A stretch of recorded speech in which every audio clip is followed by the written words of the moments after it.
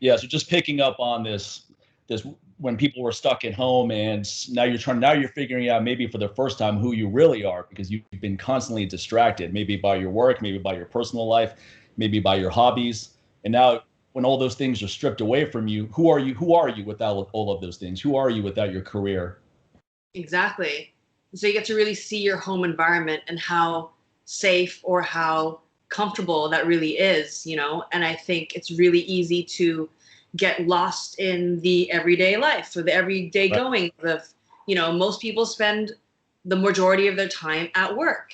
And Right. so they're barely at home, they're barely with their significant other, or, you know, they're constantly out being social, and you can go to bars, you can distract yourself with booze, with drugs, with, you know, different kind of things. But now it's like, okay, stay home, work from home. And Yeah. so it's like if you're in an environment where things just aren't working out, where you all of a sudden realize, oh, this person that I've been married to or that I've been together with, Yeah. I don't know if I can stand them for more than, you know, Happened a lot. like 12 hours at a time. Or, you know, who am I outside of all these things that I used to see value in? You know, it's like I used to measure myself based on how many friends I have. I used to measure myself based on, you know, how well I did at this thing, or used to measure based on, you know, whatever it is. Maybe it might be work related with all the sales that I was making. All of a sudden now everything's been shut down. And so, yeah, who are you really at home? And, you know, have you spent any time being still? Have you spent any time looking inward? And I think a lot of people who are constantly very external, and I think I come from an environment here in Hong Kong where it's such a densely populated city where Yeah. people are nonstop. And Right. so you don't really have the opportunity to, I mean, there is nature and people do go out on hikes and things like that, and we are lucky to have that, but Yeah. it's very rare. People just get caught in the rat race of, you Right. know, who should I talk to? You know, social climbing and distracting myself with this. And, you know, the way that you value yourself is just so external, where now it's like, well, let me like sit still. And a lot of people really struggle with that. Yeah. Well, I mean, there's also a lot of narcissistic behavior in the sense that a lot of people want a lot of people to know them, but they don't necessarily want to know a lot of people. They go, I want 100,000 people to know me, but I don't want to know those 100,000 people. I just want them Exactly. to take a look at my message. I don't want to get to know those people at all. And I think cultivating real friendships and real conversations is way more valuable than we like to put on. The problem is, especially in a US mindset or an overly capitalistic mindset, is you start looking at people as commodities, going, okay, I'm talking to this person for this agenda. So you think you're having this nice conversation, but the whole point of that conversation is this person's trying to lead you to where they want to take you. And there's a lot of that, just people sizing each other up. And if you're not deemed as someone valuable, okay, I don't need to talk to that person. That person's a waste of my time. Oh, that person has that going on. Let me go talk to that person. So we've become this society of we want to be better than people around us. That's how we make ourselves feel better. I make more money than people I know, or I'm stronger than people I know. I'm better looking. I'm smarter. Whatever it is. And somehow, if we need to, it's not enough that I'm successful and the other person's successful. It's going, well, I want their success too, so that my success is twice as big to their detriment. Sure. Yeah. And I think now that you know, with the social distancing, with keeping this social bubble, Yeah. now we're kind of having to measure, you know, like who am I going to allow, you know, in my life? Like, Yeah. what are the, who am I willing to risk, right? It's like, obviously, nobody wants to get the virus. So Yeah, I you're feel kind of sorry for thinking, people like, eating right now. Yeah, that's going to be difficult. Everyone's going to have their COVID test result. When's the last time you got COVID? Before it was the yeah, AIDS test, going, hey, you've been tested for COVID? exactly. Just proof before we get together. Exactly. So it's like, you know, all the people that are on the outer circle, all the acquaintances and stuff, Right, like, right, you kind of like, okay, maybe I don't need to give my time to this person. Like, you know, right, what is it worth? You know, that risk reward. And so you start looking at people who are really important to you, like right, family, right? right. Everyone's kind of had to go home due to obviously travel restrictions, visa restrictions, but it's also been a place of comfort because it's like all these things going on outside and all the uncertainty, you know, having this anchor of family, of friends that you've had for a really long time, who you can trust, who know you really well. And Right. then you start looking at the quality of relationships, and then who you're willing to, give your time, give your energy, give your resources to. Right. Right. No doubt. Let's pivot a little bit. We're talking about Hong Kong. How did you end up in Hong Kong? What's the story there? So I grew up here. Okay. I Well, Yeah. that makes sense. Yeah, there's a really large international community in Hong Kong. Okay. So there are a lot of these expats that come here, and there are a lot of international schools.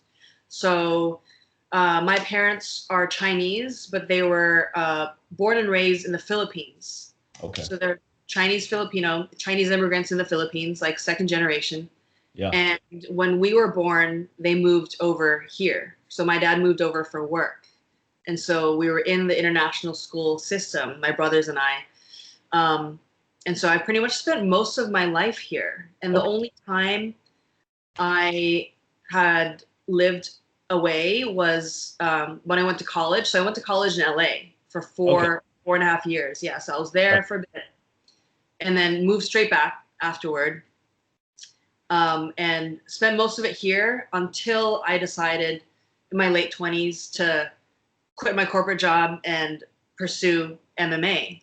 And then as soon as that happened, that kind of led me to then leave home again and then visit and then end up training in places like Korea, Thailand, and now Shanghai in China.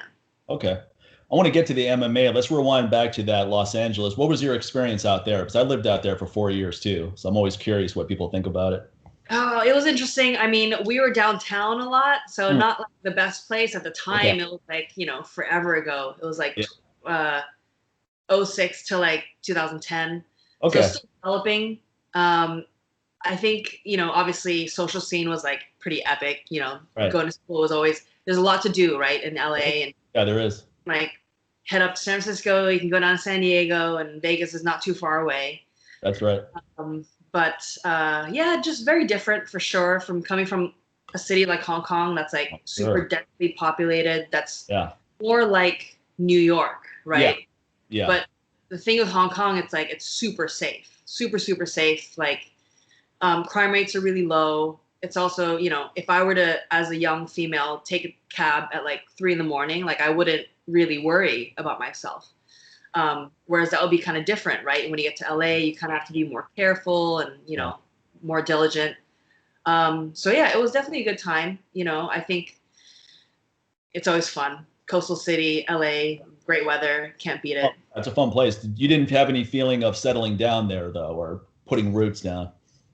At the time, I was so young at the time, I had no idea what I wanted to do. So it was like, if I had figured out what I wanted and kind of found an opportunity that I was like, okay, I can see myself here for a few more years. And, there was something that I felt compelled to take advantage of or pursue, I would have stayed. But I think at that time I was so young, I graduated with a business degree thinking that I was going to, I don't know, like be a management consultant or something, which that's totally not me at all. But at the time, that's what no, at the time that's what I thought. And so I was like, oh, maybe, I did the whole career fair thing and all that stuff. And then nothing really stuck. And so I was like, all right, go back home, while I figure this out. And then I think coming back home, I was kind of during that time. So I started martial arts at the end of high school. So I've always been in team sports. I played basketball and rugby.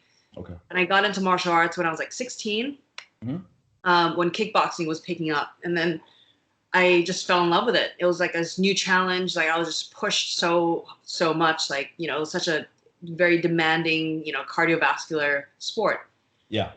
But I only did it just for fun, just for fitness. And then all throughout college, I continued training that because I stopped playing basketball. I stopped playing rugby. And I remember I ended up going to this gym that's not around anymore. I don't know if you know Legends MMA. Yeah, absolutely. Yeah. Riley? Been there a few times. Yeah. Okay. So way back when they were in Hollywood, I think they were in North Hollywood, and then they moved. So I started going there. I'm like 17, 18, like just young college kid, like one of the few females, like showing up to training, and like a whole bunch of pro fighters who, Like that's what they did. And I remember going to like one of the really basic fundamental classes that all the pros would be at, just to kind of just, you know, get a little bit of cardio in at night. And I would dying, like just dying. Like get my ass beat, not like in a bad way, not in a malicious way, but just they would push me, right? Everyone was just like such a high level. And then that caused me to just level up as well. And I think growing up, I always dealt with a lot of like insecurities and like, you know, lack of self-confidence. And I think just in doing that, and it was just like the 45-minute drive through traffic in the evening just to get there, I'd be like, okay, maybe I can turn around now. Maybe I can turn around now. So I'm like, this is gonna be really yeah. But then without a doubt, without fail, every single time I got done with a session there, I just felt amazing, you know, because for me it was like such a big challenge and I just overcome it. And so, you know, I did it just for fun, like depending on the week. Sometimes I do it 3-4 times a week. Sometimes I'd be there every day. And then other weeks, really depending, it feels like spring break, I just, you know, fuck off and just, you know, it wasn't something I took seriously as like a sport. And in my senior year, you know, I'd gotten to know some of these fighters who trained there, and I was just so inspired. It was just this stereotype of them being, you know, fighters are just violent people who can't control their emotions, and they're like criminals as well who like fight in the streets.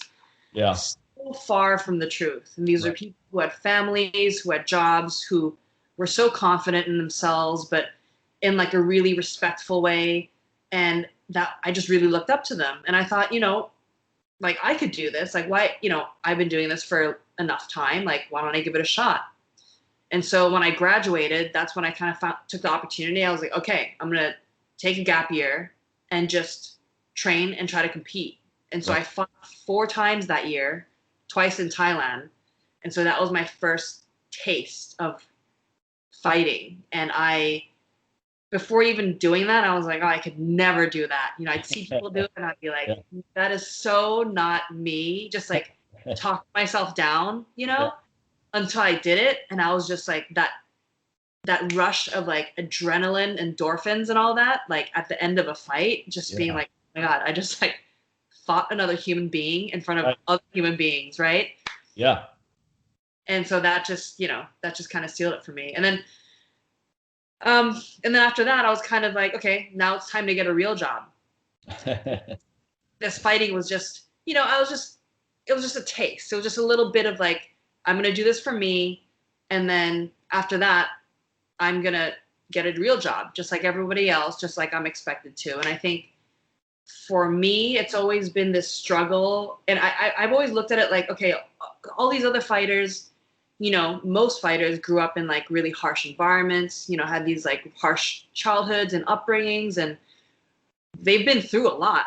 And that hardens them up to allow them to be successful in fighting. And so I thought like, there's just no way that I could do that, you know, because like I was brought up in this, you know, really good, you know, comfortable environment where I went to like these schools and I got this degree, and it's just, I'm just not conditioned for that. But for me, what the difference was, it was this, I've been always held to this expectation that my life was supposed to be a certain way. And there's just really nothing outside of that I could have explored. Being, you know, it was like you go to school, maybe after college you go to law school, maybe you go to med school, or you become a consultant, or you get into finance, or you become, you know, some kind of management role at some big company, because you know all these resources have been put into your education, your development, and so that's just the expectation. And that's what I always believed, and so all my decisions in life were always just to meet that expectation. Not realizing that who I really was, I wanted to actually fight. Like I've always been a fighter, actually.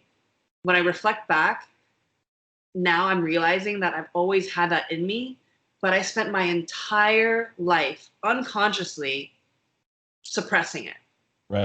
Suppressing it. And I would hear that inner voice and be like, no, there's no way, you're being ridiculous. Because there's so few people that actually get into fitness.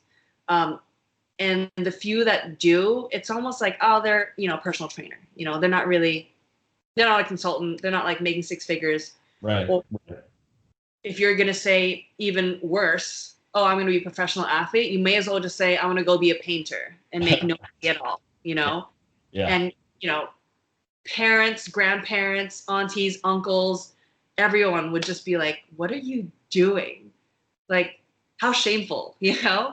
that's just the culture. That's the Asian culture. That's the culture here. That's just the society. That's just how we were. A lot different in the US. My parents were both very practical. They expected me to go to college and get a regular job at a company. There was never any, hey, why don't you be an entrepreneur? Why don't you figure out what makes you happy? Those quite, as you said in that other interview, no one's really asking themselves that question. Are you happy? What makes you happy?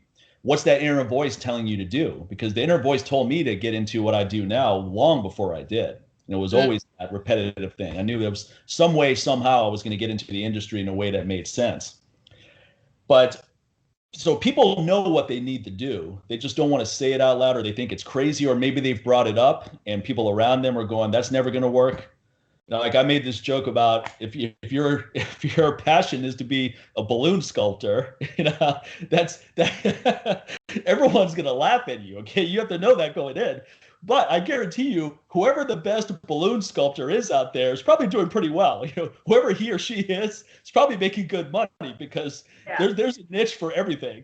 So I mean, so if your passion is balloon sculpting, you just can't get enough of it.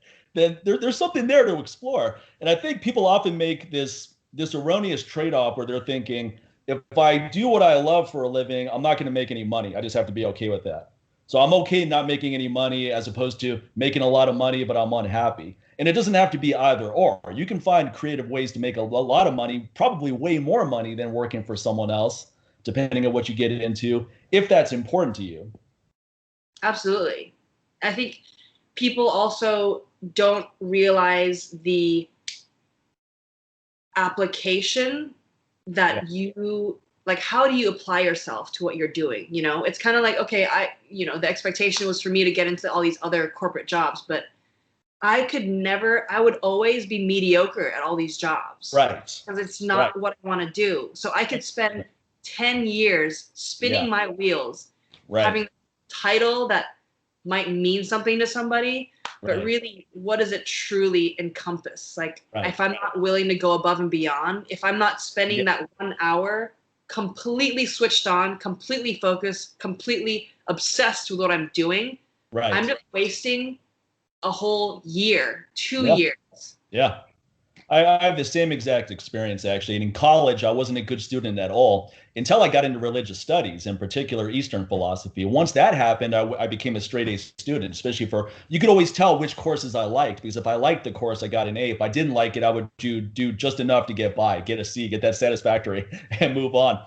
And then for the courses I liked, I would go beyond the coursework, not for extra credit, just my own curiosity. So that's when you know you're on the right path. So I learned the lesson early on. I'm only going to be good at what I'm excited about. But sometimes we forget that. So after college, you start ending up in these jobs that you're not remotely excited about. And just like you, I'm mediocre at everything I've ever done until I got into this.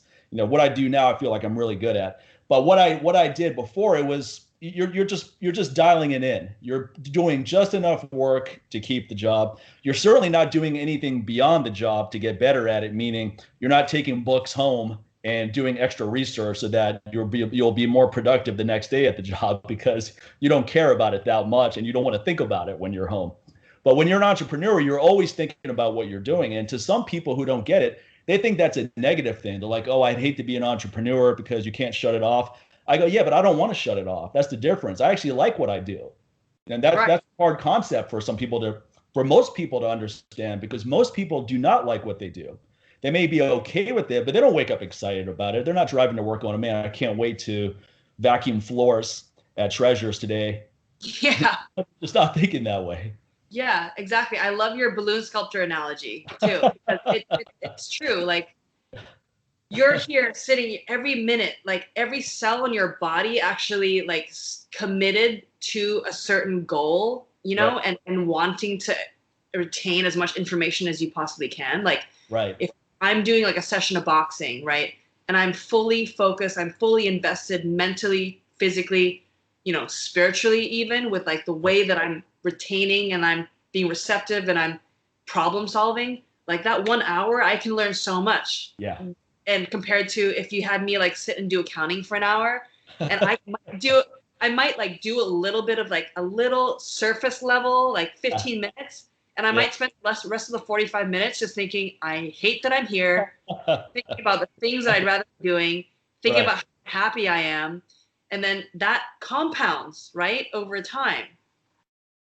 Yeah, you have to be happy in life. I don't know how people can just go through their whole life being miserable. Now, I'm not talking about people that are obviously in economically challenged situations where they don't have the luxury of finding their passion. They're just trying to survive every day. But there's a lot of people who do have the choice and they choose to just go down this safe route, or maybe someone else recommended it to them and they're not happy at all. And that's why they're drinking too much. That's why they have all these self-destructive habits. Here in Vegas, maybe you're gambling too much.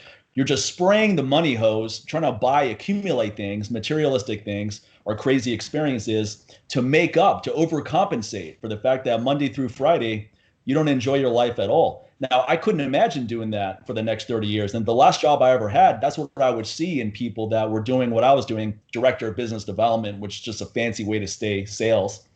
But these are people that were 20, 30 years older than me. And I go, this is my future if I don't make a course correction here. And I don't want this to be my future because I deal with depression as it is. The last thing I need on top of that is a job I hate, because that's just going to make the depression even worse.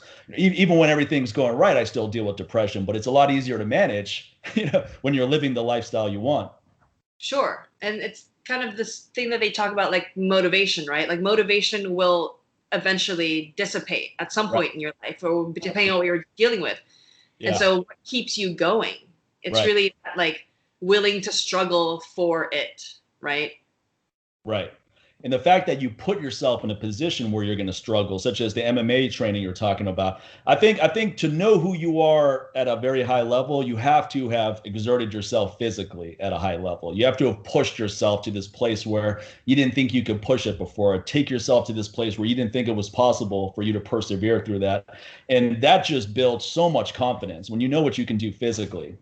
It builds huge confidence. And I think that's part of the reason why you probably pursued physical type activities, because you said you were dealing with self-esteem issues. And I've dealt with that too. And I think physical training and just transforming my physique and understanding physiology, those things just changed my view on things quite a bit. And I just became more confident organically from that. Yeah, I 100% agree. Definitely. Like you can't really know who you are unless you've been put in situations where you almost lose your mind. Like you're just so uncomfortable. You're just like, oh my God, what the fuck do I do now? Like, who am I? Where am I? And what do I do? And then you naturally adapt. Like your body, your mind, you'll figure it out. And then that figuring out process, you then look back in hindsight and you're like, oh, wow, I was freaking out, but it wasn't that bad. And I'm totally okay now. And it could be something where like, I would never do that again. I would never make that decision again had I known. However, the fact that I got out of that like that, now I know so much more about what I can handle, and just your perception of reality and of the world, I think expands as well, because I think it's easy to, when you're constantly in this kind of the same frame all the time and you don't really experience much more outside of that, it's really just easy to just blinders on, and it's very difficult to appreciate what you have. Right. So you've been pulled. It's like me being here at home. Like when I'm at home, I'm really comfortable. My family's here. My friends are here. I have all the support I need. When I'm out in like Korea, where I don't speak the language and nobody speaks English, and it's like dead of winter, and I'm getting my ass kicked every single day with no real explanation as to why. But it's just the life, and I have to do it. And I'm like short on cash. Like I'm like trying to save money. I'm not taking the bus. I'm saving $1 so I can spend it on like better apples at this like one store down the road. Like, then you come home and it's almost this, it's like running with a weight vest on and then having the weight vest pulled off. And all of a sudden you're just like sprinting. Yeah. You weren't any, better than you, or better or worse than you were before you put the weight vest on. Right. And so I think these experiences of fighting MMA, of going to these, you know, brutal fight camps, of like brutal weight cuts, you know, getting put in these situations have allowed me to just really appreciate what I have. Oh yeah, 100%. Let's talk about your very first MMA fight. What was your mental state as you were walking to the cage or the ring? I'm not sure what it was the first time Yeah. you. Okay. So, well, I've been fighting Muay Thai for a little bit before Okay. MMA. Okay. So you have some Muay Thai experience, right? Yeah. So the walk wasn't super foreign to me, but it was definitely, yeah, the nerves were just like crazy. It's like I had already tired myself out, you know, for Yeah. being so nervous. And it's very difficult to really even prepare for your first MMA fight, and like what a cage really feels like with the lights on you, with people Right. like outside like yelling and things like that. Yeah. So that's probably like the most, it's just tunnel vision. It's almost like it's an odd body experience where you're just so focused that you're not really paying attention to the people or, you know, what's really around you. And then you're walking into that cage and you're trying not to shit yourself. But I think it gets to a Which point of, most people would if they ever were in that situation. That's yeah, for yeah, probably. so if that doesn't happen, that's the first success. You know? Right, exactly. I mean, yeah, people always talk about that. It's that the weeks of preparation up Yeah. until the point where the cage door closes. Right. That's the worst part of Yeah. it, Yeah. almost, you know, because once that cage door closes, you touch gloves and you start, Right. you are in this, you're basically like fight or flight, right? And so Right. you're it's like zeroed in, you're at this level of like, people say you're at peace because I think you're so heightened in all of your senses that you're not paying attention to anyone else. You're not paying attention to any thoughts or feelings. You're just looking at this person in front of you who's trying to take your head off, and you're trying to react based on what they do, based on what your corner says, and based on how you're feeling, and based on how your body is utilizing energy, basically. Yeah. So I mean, it's also, I mean, it's such a heightened experience that it's going to create this tunnel vision type effect, I would imagine, where there's nothing else you're thinking about. You're not thinking about what you're going to be doing afterwards. You're not thinking about whatever you need to get done later in the week. You're in such a heightened state that you're fully present. You're in that flow state. And those are the most amazing experiences in life, though, where for whatever reason, you just feel fully alive in the situation. And it doesn't happen all the time. Some people never experience that. But when you feel fully alive and you're just completely in the present, you don't want it to end. You go, this is where I want to be. That's an amazing feeling. Yeah, it's almost like to know what it feels like to be alive, you have to almost die. You know, it's because when you go in there, you're thinking, I'm gonna fight to my death. Like Yeah. that's what you're thinking because you don't have no idea what this person's gonna do. Right. Like crazy shit can happen, and that's why you have a ref in there to like stop the fight. Should they need to. And so that's what it feels like. It feels like you're, you know, when you're walking out there, it feels like you're walking to your death, or you're trying to, you know, walking to this person's death. And so there's that possibility of you know, you're going to get hurt. You know you could fight to the point where you can't even walk out of the cage on your own, or you might just lose consciousness. Right. And so all these possibilities, like you're just in there fighting to survive and to kill this person, basically, until the ref pulls you off and stops the fight. And now, were you comfortable in that first fight you were in, or did it take a while for the nerves to subside a little bit? no, you know, it took a while. And now that I look back, it's like, oh, I shouldn't have been that nervous, you know, because this is also, I was fighting another striker who didn't have too much MMA experience as well. Right. But yeah, you just, you know, it's all just the thoughts in here, right? That just create your reality. And, you know, when I look back at that video, I'm like, oh, I did pretty well. And I really shouldn't have been that nervous going into it. And if I had been less nervous, I would have been more reactive in a positive way. Yeah. But yeah, it definitely took a while. Oh, sorry. Go ahead. No. Yeah, that was it. It just took a while. Now, Frank Shamrock, he got to the point where he could fall asleep in the back room before he walked out. Someone would have to come over and wake him up. He would just be in this meditative state and be like, hey, Frank, wake up. You're fighting in 15 minutes. But he said that a lot of the people he trained, they'd be throwing up in the bag, they'd be throwing up on the way to the cage. He said for a lot of people, their nerves just got the better of them. Which look, I've been to a UFC event before. I'm nervous for the fighters walking in. I'm in the audience, so I can only imagine how they feel. I mean, it's intense. That whole environment is really intense. When you watch it on TV, there's a bit of a disconnect. You're going, maybe this is not even real. But when you're there and you see the fighters' faces as they're walking in, you're going, hey, that's that person, that's that person.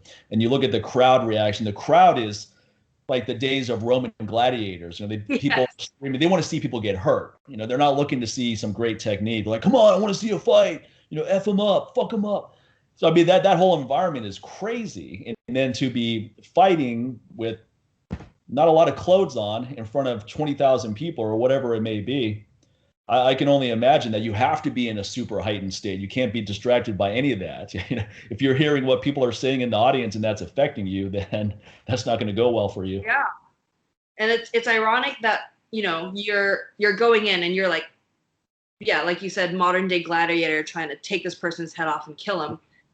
But ironically, for you to be the most successful at that, you have to be super zenned out.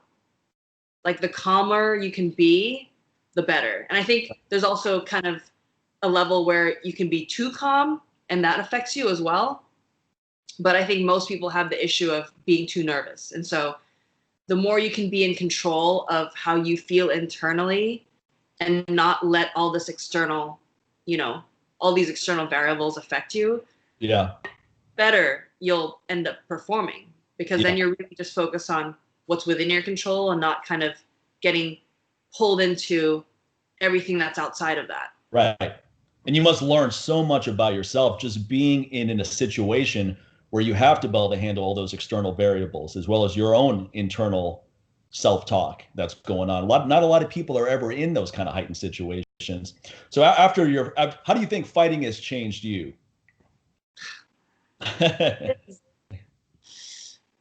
I say all the time, and people say this, like fighting, like MMA changed my life, saved my life, fighting saved my life. For some people it could have been like save them from a life of, negative, maybe they came from like negative circumstances, save them from a life of, being in the streets and drugs and crime and things like that. But for me, like it saved me from a life of fear. Fear of being myself, fear of what other people thought of me, fear of not meeting the expectations of people who mean a lot to me. Yeah. And it's changed me in a way that, obviously there's the confidence. There's just me being more self-aware and in tune with, how I feel, what my fears are, what my inadequacies are, and how I can better address them. And I think it's made me less emotional and more practical and more logical and be more, level-headed during times of, I think, uncertainty.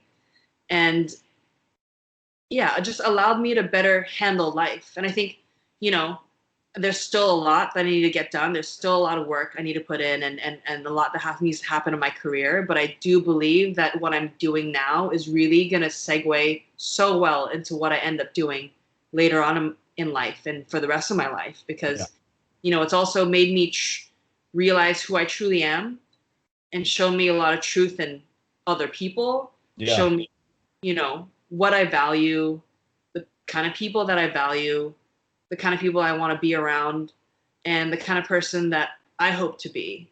That I feel will, hopefully make the world a better place, for, lack of, less of a cliche, but just, it's like, I don't want to get trapped into kind of the expectation thing where I was for 27 years. I was just brainwashed into thinking I was supposed to be a certain person, and I was so unhappy, and I was just not a good person to be around. I was projecting so much negativity, so much of my insecurities onto other people.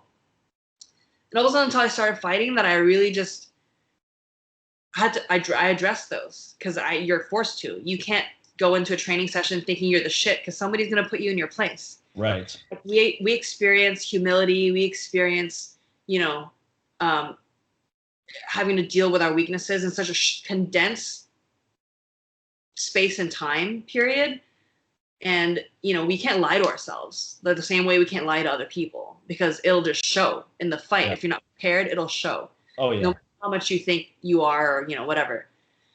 And so it's brought a lot of truth to my life, and it's, you know, it still continues every step of the way, but it's bringing me closer to getting a better understanding of who I am, why I am the way that I am, because of my past, because of my environment, and, you know, ultimately who I hope to be, and the impact that I hope to make. Yeah. I mean, saved you from a life of fear. That's heavy. That's an intense way to put it, but I like it. I can understand where you're coming from. I feel I've been on a parallel path to that, because I lived in this fearful state of being stuck, being miserable for the rest of my life, or doing something that doesn't bring out any gratification at all. And then just also that pressure to rise to the expectations that others have of you. So it's all of these things outside of you, instead of that internal voice of, this is where I need to go. And I think that's most of the decisions a lot of us make are fear-based decisions. We take a practical job because we think our dream job is not going to work. You know, that's a fear-based decision. So we end up doing something we don't like. So every time you make that fear-based decision, it just chips away at your quality of life. Absolutely. And it compounds too. Yeah. Like after like 20, 30, 40 years, it's like, it's like, when is enough enough? Right. And it's not one of those things where it's like really, it's not an easy decision to make at all, to like listen to yourself. Like that's one of the hardest things. And usually it comes from, you get to a point of like, almost like self-hatred and frustration and like self-loathing, because you're like, this is not who I'm supposed to be. Like I demand more from myself. I expect more from myself. And I'm just giving in to all these other people. Like for what? Like how much, what, you know, how much have I achieved in so many years? Right. But a lot of people get to that point and they just keep going and going and going. And then eventually they're just like, well, you know, sunk costs. I've already invested so much time into doing this thing. I'm just going to keep going. Right. Because the cost of right there, that's another big trap right there. Like, well, I went to school for this. I've been doing it for a while.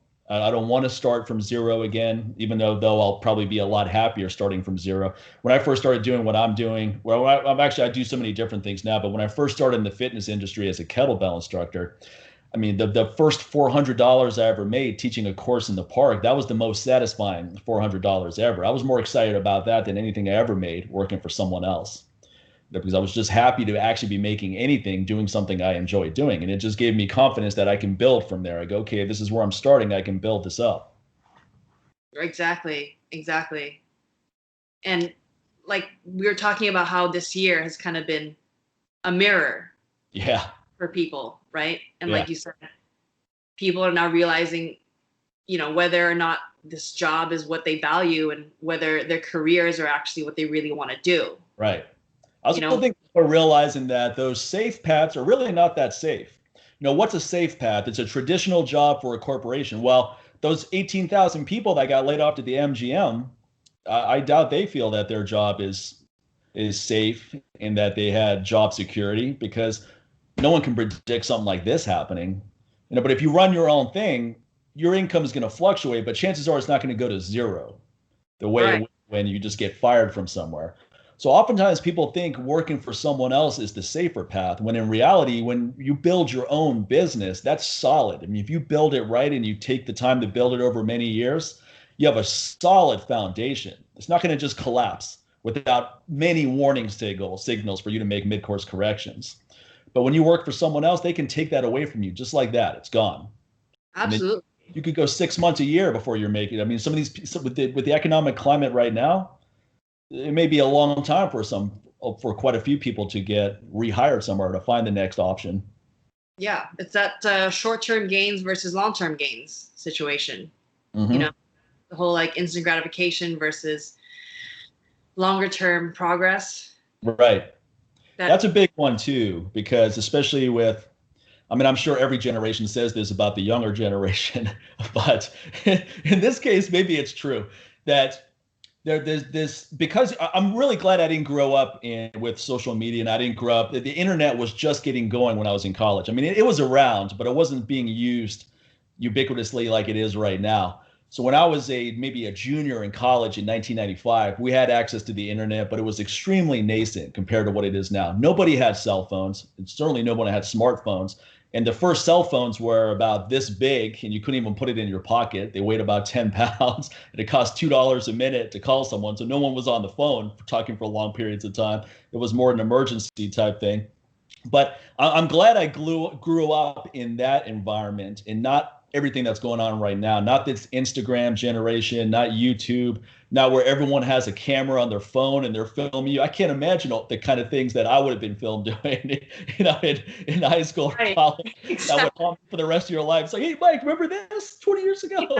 Now I can just deny stuff. I go, hey, you have it on camera? Nope, that didn't happen. What are you talking about? Exactly.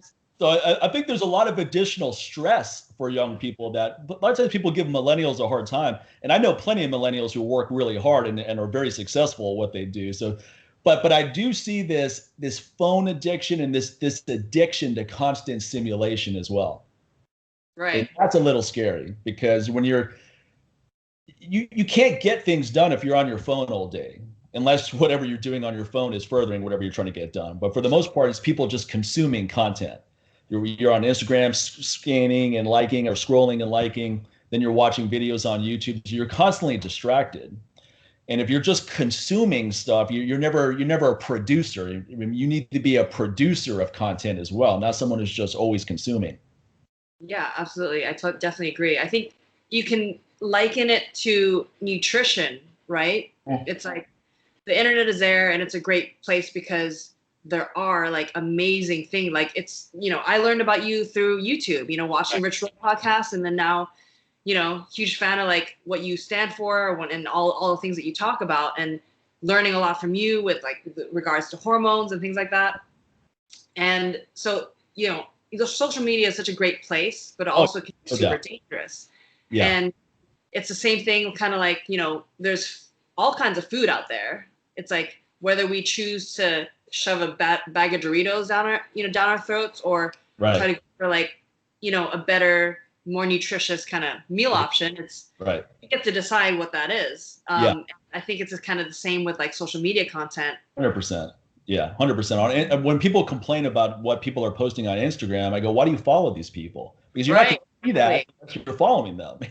All the people I follow are doing interesting things. So I just see a lot of interesting stuff coming through my feed. So, I mean, you can utilize it in a way that is useful for you, rather than just utilizing it in a way where it's more, I think a lot of it is self-esteem issues, going back to what you talked about, where, okay, let me post a picture of myself, because if I get 50 likes, I'm going to feel better about myself. Yeah. Or if I get this attention, I'm going to feel better about myself. So what we have is a lot of unhappy people that are just desperate to feel better about themselves. So they use these quick options of, I can post something on Instagram that's going to get me some attention, or on YouTube or on social media somewhere. And then some people just want attention. So they'll post something moronic or post something controversial just to get a lot of eyes on whatever they're doing. So it's this desperate need to, I'm here, notice me, look at what I'm doing, I'm here. And when you put your value on the opinions of strangers who you're probably never going to meet in your life, that's a pretty slippery slope for mental health, or lack thereof, or deteriorating mental health. Yeah, exactly. Like you're all of a sudden interacting with people who, opposite ends of the earth. You don't know where they're coming from. You don't know what they've been through. Like, you don't know what the context is. And they like make some comment. You're like, what the fuck? Do you give them the time of day and like reply and be like, what the fuck? Or you just kind of accept that, like, maybe this person is just projecting, or, whatever. Like, you can't understand. You can't really read between the lines, right? When you're just like typing comments and things like that. Yeah. And when I see trolls, I mean, it's annoying, but on some level, I feel bad for these people too. I go, because this is someone that is so miserable that he or she is, usually it's probably a he, is desperate to, it's mainly guys, let's be honest, it's guys in their mom's basement that are mainly trolls. Probably for every 100,000 trolls out there, maybe one of them is a woman, right? Yeah. 9,900 or 999 are men. And I feel bad for these people to some extent because their mindset is so unhealthy that this is how it's manifesting itself. That's just their unhealthy mindset that's coming right through. And this desperate need of, let me go troll someone famous, and if I get some kind of response, it's a win because I got some attention. Yeah, yeah. And it's a lot of just like the same way they judge themselves, they judge other people. Right. That's exactly right.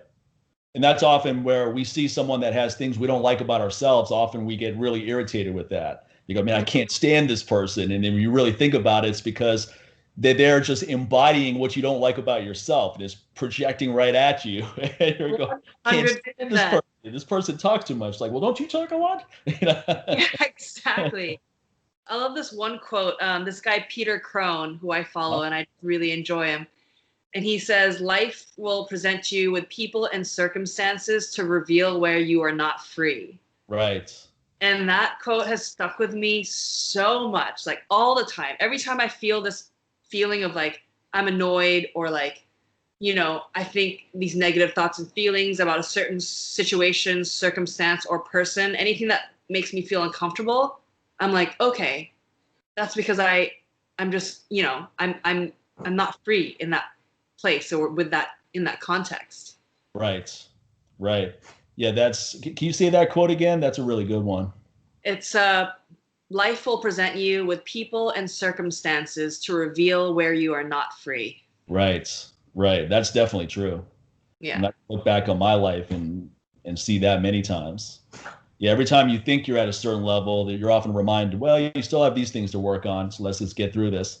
And I mean, who we are is so much predicated on who we meet in life as well. So a lot of times success is, see, the thing, what I don't like about success seminars and these kind of Tony Robbins types of events of, they don't give you the truth of success. And what I mean by that is, it's not so much that there's luck, but there's a lot of things that have to line up properly for things to work out for you, meaning that you have to be the right person at the right place at the right time.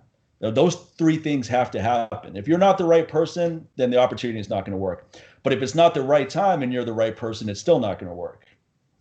So there's anyone who's successful, if they really look at how things unraveled for them or how things played out, it was always, okay, I just happened to get into it when this was happening. Like for me, I got into kettlebell training in 2002. So I was the right guy at the right time. The only other person teaching was my teacher, Pavel Satsalin, and he wasn't teaching regular people. He was just teaching certification courses. So I played around with this before I got certified. I go, this is a great training tool. I can see a lot of people gravitating towards this. So right now it's a ground floor opportunity. Right now is the time to get in, not wait for someone else to blow it out and then you try to jump on their curtails. Like you need to be the person that creates that wave. So I felt like I was the right person because I showed other people that you could actually make a really good living as predominantly a kettlebell instructor. Nobody was doing that before me. And I was the first guy to show that. So I was the right person at the right time. The timing was right because of what my teacher and his publisher created. They created this modern day kettlebell world. So there was opportunity. It was uncharted territory. It was an opportunity for people who want to get into the fitness industry to have a unique selling point if this is something that gravitates towards you, which it did for me. And then if it wasn't for that, I wouldn't have been able to go on and do all the other things I got into. It had to start there. It had to start with something. But if I tried to get into kettlebell, let's say I went to Russia and I trained with some kettlebells and I go, wow, this could really blow up in America. And then I bring them to America and I'm trying to create this buzz about it, but I don't have the resources or I'm not the right person to do that. It's a Russian kettlebell system. It makes sense that it's a Russian person who's the first figurehead or the face of it, get that mystique tied into it. So success is never as simple as, okay, if you just work hard, things are going to work out. It's like, no, you have to work hard. There's no doubt about that. You have to work smart too, but the timing has to be in your favor. If the timing is not in your favor, I'm not saying you can't be successful, but it's going to be way more difficult. Yeah, 100%. And I think it also relates to your definition of success because everyone has goals, right? We all have goals and specifically mine could be I want to sign with the UFC or I want to make it to this certain level, but who knows if that will happen. And I can give it my absolute all, bust my ass every single day, and it might not happen for me, but in the process of that busting my ass every single day, there could be something like another door will open. Absolutely. Like with that, right? There's no way. The path just non-linear and also just like is taking you to all kinds of different places that you might not even expect. Well, you never know what you're going to get into. You know, No. that's one thing I learned is it'd be this. What's that saying? You want to make God laugh? Tell him your plans. Yeah. That's Yeah. that's Exactly. my life has played out that way. I mean, some things I go, okay, I'm going to do this, and it's going to lead to this, and that's happened. But usually it's I'm going to do this, and then it leads to something completely unexpected. I Yeah. mean, if someone told me early in my career, I go, yeah, you're going to start up as this kettlebell guy, but eventually you're going to get into this hormone stuff, and you're going to design supplements, and you're going to do all these, you're going to write a book, you're going to do all these things. I would say that sounds like crazy talk to me. You know, I just want to be a kettlebell guy right now. That's all I want to do is make a nice, modest living doing something I enjoy. And I think Yeah. Arnold Schwarzenegger said that if you knew everything you had to do to achieve the goal, you would never get started. It's like you 100%. have, yeah, you have to get started Fucking thinking, 100%. yeah, it's a great quote because you have to get started thinking, okay, I think it's only this difficult, right? So let's say you think it's here. Now it ends up being this difficult once you get going, but you're already going now. So you're in the game now. You're playing in the arena. So that's a lot different. But if you go into it thinking, okay, this is how difficult it's going to be, you'll never get started. I think that's why a lot of people never get into fitness regimens because they just look at where they're at, going, okay, maybe I have 100 pounds to lose and I can barely walk around the block. And it's going to be such a long process until I'm even feeling okay, let alone feeling great and healthy. And that can be overwhelming without the right guidance. Yeah, 100%. Definitely all the you can never guess what's going to happen in the you just take one step at a time, right? You're just Yeah, you committing have to the next step. right. Like committing to the next step. And then you just don't know. You just kind of have like a okay, this is the general direction that I want to go to. I think if you can just be, yeah, more kind of have goals, but kind of loose goals, but more just write the intention because what takes you through that is really just the work ethic that you then develop through meeting these different challenges. And then kind of with that, there's no, I mean, you might fail, you might lose, there are going to be fights that you lose, there are going to be, circumstances where you take like 3 steps back, but then Right. with what you know and everything that you've developed and what you've overcome, like then you're kind of geared to take the 5 steps eventually. And then it's just kind of that up and down process. Yeah. I think especially with something like you're doing, you've learned so much about yourself and you're going to continue to learn so much about yourself that there's a lot of rewards with the process itself. So even if it doesn't play out exactly the way you want it, it's going to play out in some positive way and probably in a way that will be a surprise later when it does happen. Oh, yeah, absolutely. 100%. I definitely believe that. And I think just that awareness and that knowing also takes pressure away from, there's still pressure obviously, but it doesn't pigeonhole my perspective into just having that. Like I have to make it here and this is all that I want, even though every moment of my day, every waking moment, or even also sleeping is geared towards that goal. I'm not distracted with anything else, but at the same time, it's just that awareness of whether this works out, whether it doesn't work out, it doesn't define me. It isn't who I am. Right. And there are going to be other things that come up, from this as well. And that's important because it's easy to get defined by whatever we spend the most time doing. So it's hard for me to separate myself from what I do for a living or separate myself from my interests. But to some level, you have to do that. You have to strip the layers away because it's easy to be overly confident based on the attachment that you have to yourself. But what if those things are taken away? Are you still going to be confident? What if all your finances are taken away? What if your health becomes compromised? Okay, you like being strong and fit? All right, well, here comes cancer. Now let's see who you are. You like having a lot of money? Well, you just lost everything in the stock market. Now who are you? Oh, your business, you're tied to that. Well, your business you just got sued and now it's going under. Okay, now who are you? Are you still that person that you think you are after all of those things have happened? You don't know until it happens. Exactly. Well, cool. I don't want to keep you all day. This is a pretty good place to end, I think. But what do you have going on right now? What are you working on? What's the next step for you right now? So yeah, during this whole COVID thing, I'm just waiting it out here. I'm meant to be based in Shanghai, and so I'm in Hong Kong it's like the southern part of China, and Shanghai is like 3 hours north by plane. But I still have to, even though Hong Kong is part of China, it's a special administrative region for the as of now.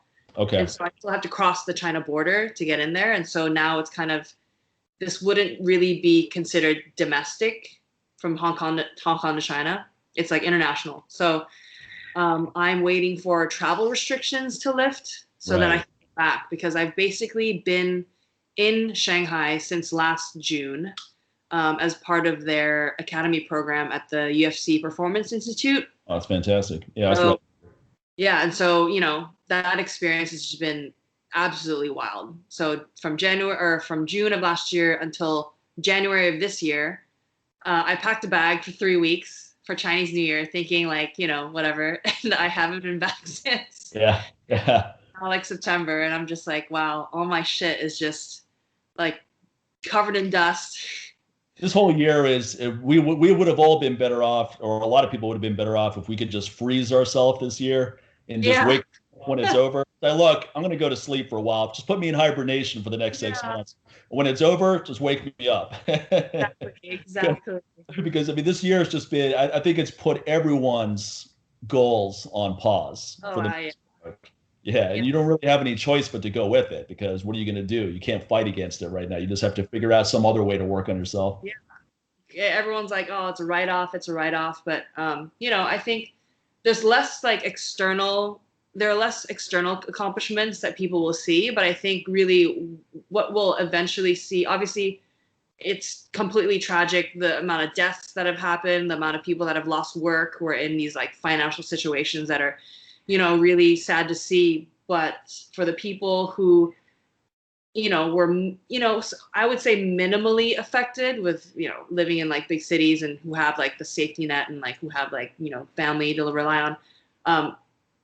I think everyone's going to look back at the growth, right, that has happened this year, of them like really realizing who they are. And like a lot of for sure, it was freaking uncomfortable. It's like, I had all these plans for this year to be like super active and to fight 4 times. And then now I'd be lucky to fight once. Right. That's not even looking like a possibility at this point with everything that's going on.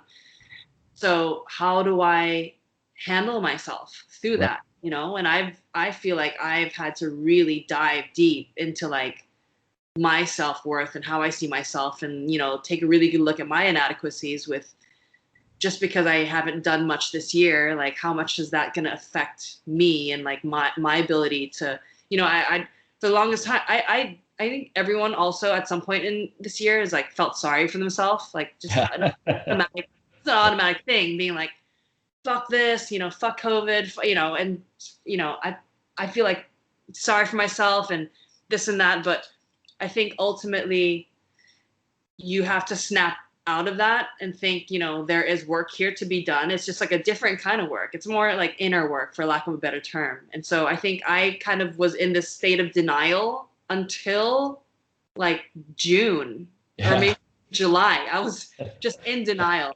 Yeah. It wasn't until July I hit this like kind of breaking point. I had this anxiety attack. I like cried a lot. It was just really traumatic, where I was like, wow, okay, my expectations are actually quite unrealistic, with like thinking in a month or two, I'm going to be back there. In a month or two, I'm going to be back there. But that was going on for like 4 or 5 months. Yeah. And so finally being like, okay, the new expectation is I'm going to be home for the rest of the year. So if I'm here for the rest of the year, I'm here for 6 months. What can I do now and every day forward that will allow me to better myself outside of the sport, outside of like skill specific training, because I have no means to do that. And at the time, gyms were closed. Right.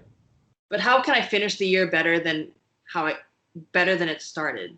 Right. You know, how can I be the best I can be by the end of this year?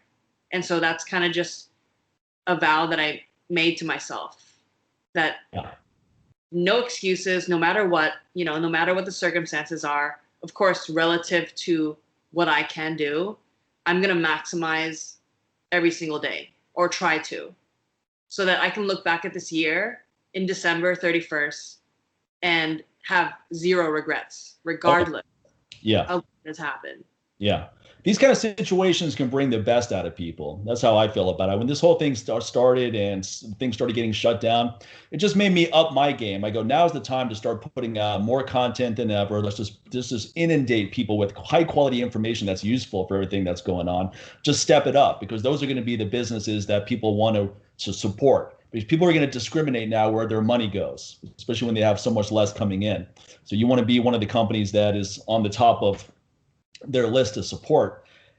And I mean, honestly, I'm having a really good year. It's kind of crazy to say that, but my business is doing super well. My training is off the chain. I'm never been stronger in the gym right now, so I'm feeling really good. I feel healthy, and I feel like a lot of the things that probably weren't all that great for me are not options right now.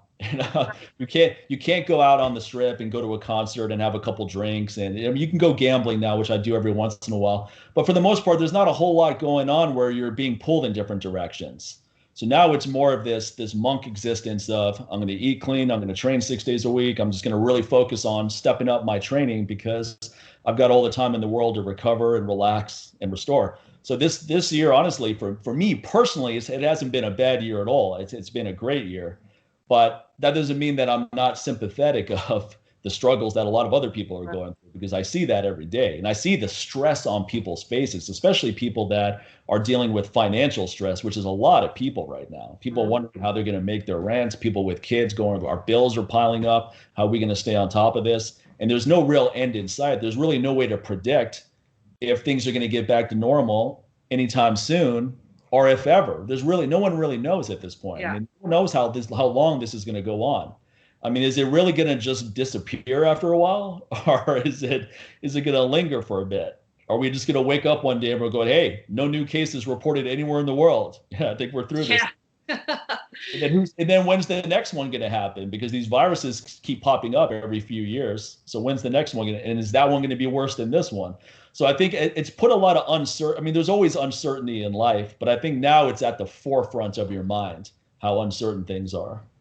Absolutely. Yeah, 100%. I think the people that have the resources to take advantage, people are kind of, it's easy to just fall into that woe is me, like, oh, right off the year, 2020 is canceled. Yeah. But like, yeah, I'm definitely doing that. What about the opportunities? Right. It's just a different kind of opportunity. It's like not the opportunity that will, garner external, you're not going to get like very obvious. It won't be, you won't have obvious wins, right? Like they won't be obvious results. It's more just going to be like stuff that you do on your own and internally, but like you said, you're killing it this year. I think the people that have obviously have the resources and the capacity and are in, fortunate circumstances to be able to find the opportunities in every day or of this year are really going to thrive, long term. Yeah. And I think this can be a real confidence booster for a lot of people. If you can thrive under these circumstances, then imagine what you can do when the circumstances improve. Like with everything that's going on right now, if you can thrive on multiple fronts, that's going to build a lot of confidence. Yeah, 100%. And I always say, like, every single low, and this is just based on my own experience, every single low that I've ever hit in my life, whether that's like injury, surgeries, missed opportunities, with this thing happening this year and delays in my career, getting dropped from promotions, every single low has really just been to strengthen me, to prepare me for the next high. It's almost like the universe comes and says, okay, she's ready. Let's fuck her up. Right. So they fuck you up Yeah. just so you can climb back up and realize like, oh shit, like I did that. Like I can do that, Well, it's the times where everything went wrong and we persevered. Those are the stories we like to tell over and over again, not the stories where everything was going right and then more things went right, right? That's not exciting for anyone to hear. It's like, yeah, I had a great year, then it got even better. It's like, wow, that's a real motivational story. People want to hear that I almost died from this and I was an alcoholic and I was in rehab and I was about to kill myself. Then all of a sudden I turned it around with this. That's a more interesting storyline. Yeah, 100%. Definitely. Yeah, so I think that I don't know how this. I mean, this year's almost over. So that's crazy. And in Yeah, some, it's freaking felt like crazy. it's felt like a really long year in some ways. Like it's hard to remember what life was like before this pandemic. Now it's getting further and further, in the rear view. But I mean, we're in September right now. By the time we blink twice, it's going to be December, and then we're going to be going into next year. But we just don't know if we're going to be going into next year in any different state. We could be going in the next year in a worse state, or we could be going in the next year in a better state. So it's as not as a country, but as a global population. But one interesting thing about all of this is that it's actually been good for the planet. It's given the planet a break. Like in India, you can see the Taj Mahal, all this smog that's usually around has disappeared. I think even in Los Angeles, there was a big reduction in smog. So it's actually been we're giving the planet a break. So we're all staying home. We're not consuming as many resources as before. So the planet's getting a breather right now, and that might be the silver lining in all of this moving forward. Maybe that'll have some positive impact. Yeah, it's definitely a reset for everyone and everything. Right, right. Well, hey, this has been awesome. And let's see what I'm going to give your Instagram information. Is that the best way for people to check out what you're doing, stay up to date with what's going on? Yeah. That's right, on Instagram. Perfect. Ramona Carla. Awesome. Thank you so much for having me. I'm a huge fan, Mike. Oh, thank you. I appreciate it. All your stuff. Yeah, talking to you. Resonates with me. I think during this off season as well, it's off season time, I've been really getting sucked into nutrition and longevity, and really thinking about, obviously with everything going on, but this time that I never had before when I was just so busy training to be prepared for like fighting. Now I can kind of focus on like, how do I actually feel? Are my hormones balanced? Or like, is my nutrition actually, because, eating and living for performance is totally different to eating and living for health. I'm realizing now. Definitely. So yeah. That's actually a good point. I mean, this could be the year where you have the time to get all of that stuff dialed in. Whatever is going on that needs to be addressed, now's the perfect time to do it, because once you get back into the hustle of fighting and training for your next fight and all that, it's going to be way more daunting. So now you can figure out, okay, this is exactly the nutrition program that works really well for me. This combination of things. You have time to experiment and figure things out. Right. That's just an example of there's always opportunities. For some people, when this whole thing happened, you're stuck at home for 3 months. Okay, you could have worked out every day, or you could have worked out 5 days a week, or at the very least, you could have gone for long walks every day. You could have become active. You could have used that as an opportunity to become active, to eat healthier, because no one should be an adult and you don't know how to eat healthy. You should have some idea of how to put together a healthy meal, especially for people who have kids, because now you're passing your bad habits or your good habits onto them. But you shouldn't be 45 and you don't know how to make a meal. You don't know what a healthy meal is. I mean, those are things that you need to know. Yeah, I completely agree. 100%. And I think right now is the best time to do it and experiment and to take control of your nutrition and of your health, because there are no more distractions. Like you can't say like, oh, that birthday, this wedding, or that event and this thing, and I couldn't stick to my diet and this and that. It's like, now you can, Yeah. I mean, there's an opportunity. There's always opportunities, no matter what's going on. And I think with businesses, the ones that thrive are going to be the ones that get really creative with their offerings, come up with unique ideas. It's survival of the fittest time. That's just the way it is, good or bad. The companies and the individuals, and just taking business out of the equation, the people that thrive in terms of being as productive as possible, it's going to be whoever sees the opportunities or whoever doesn't. You could have two people in the same exact situation. One person sees amazing opportunities and capitalizes on it. The other person doesn't see any opportunity. Yeah, agreed. So I'd rather be the person that sees opportunities in whatever the situation is. Yeah, you kind of walk towards what you focus on, right? Right. No, 100%. Okay, well, let me stop recording here. Make sure we save this episode.